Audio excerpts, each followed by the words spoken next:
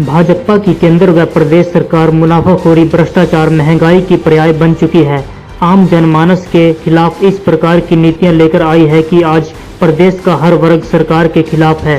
युवाओं को रोजगार नहीं मिल रहा, महिलाओं की रोजमर्रा की वस्तुओं के दाम, रसोई गैस सिलेंडर के दाम, पेट्रोल डीजल के दाम आसमान छू रहे हैं। सक्षम युवाओं को मानदेय नहीं मिल रहा, किसानों को फसलों के दाम नहीं मिल रहे, कर्मचारियों को तनख्वाह नहीं मिल रही। आज सभी वर्ग सरकार के खिलाफ आर पार की लड़ाई करने को तैयार हैं। उक्त शब्द कांग्रेस प्रदेशाध्यक्ष कुमारी शैलजा ने पत्रकार वार्ता में कहे। हरियाणा कांग्रेस की प्रदेशाध्यक्षा कुमारी शैलजा आज गांव जड़ोला में पूर्व सरपंच नीरज महला द्वारा आयोजित कार्यक्रम के पश्चात पत्रकारों से बातचीत कर रही थी। उन्होंने कहा कि प्रदेश के किसान कृषि कानूनों को वापस करने की मांग को लेकर 3 महीने से सड़कों पर हैं, लेकिन सरकार उनकी सुध लेने के बजाय अपनी राजनीति कर रही है।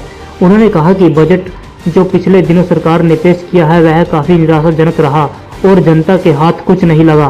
शैलजा ने कहा कि सरकार नौकरियों में 75% आरक्षण प्राइवेट क्षेत्र में देने की बात कर रही है, लेकिन सरकारी नौकरियों में इस प्रकार की शर्तें रख रही है कि जिसमें प्रदेश से बाहर का व्यक्ति भी सरकारी नौकरी प्राप्त कर सकता है और यह सरकार केवल योजनाएं बनाने तक सीमित है। उन्होंने कहा कि सरकार युवाओं को रोजगार देना तो दूर बल्कि बेरोजगारों को भत्ता तक देने में सक्षम नहीं है। आज प्रदेश का पढ़ा लिखा सक्षम युवा मानदेय के लिए इंतजार में बैठा है, लेकिन 5 महीने से उनको कोई मानदेय और कार्य नहीं दिया जा रहा है। कांग्रेस प्रदेशाध्यक्ष ने कहा कि इस सरकार ने हर वर्ग को खत्म करने का काम किया है। कांग्रेस की सरकार आने पर जन कल्याणकारी नीतियां बनाई जाएंगी जिससे सभी वर्ग खुशहाल होंगे। उसके बाद कलायत हल्के के गांव तारागढ़ में कांग्रेस नेत्री अनीता ढुल बड़सिकरी के नेतृत्व में महिलाओं द्वारा उनका जोरदार स्वागत किया गया। कार्यकर्ताओं को संबोधित करते हुए शैलजा ने कहा कि भाजपा सरकार में हर वर्ग दुखी है। किसान विरोधी सरकार का चेहरा सामने आ चुका है। यह सरकार चंद पूंजीपतियों के हाथों में खेल रही है। महिलाओं को घर चलाना मुश्किल हो गया है। इस सरकार को आने वाले समय में जनता सबक सिखाएगी। धोखाधड़ी हो रही है हमारे प्रदेश के युवाओं के साथ। ना मानदेय मिल रहा है, ना आगे रोजगार की कोई उम्मीद है। जुमला दे रहे हैं कि 75% आरक्षण होगा।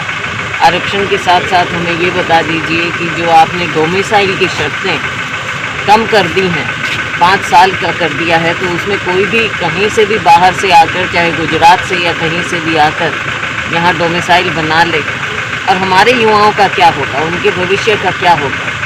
साथ साथ मुझे ये बताइए कि एक युवा अगर फॉर्म भरता है तो उससे 500 रुपया ले लेते हैं। कितनी बार वो फॉर्म भरेगा, हर बार आप उससे पैसा लेते हैं। तो लोगों का पैसा तो आप अपनी जेब में डाल रहे हैं, उनकी जेब में क्या डालेंगे? नौकरी के नाम पर भी आप उनकी जेब खाली कर रहे हैं। तो ऐसे हरियाणा का युवा का आप कल्याण करने वाले नहीं हैं, आप उनको सिर्फ झांसा देते हैं।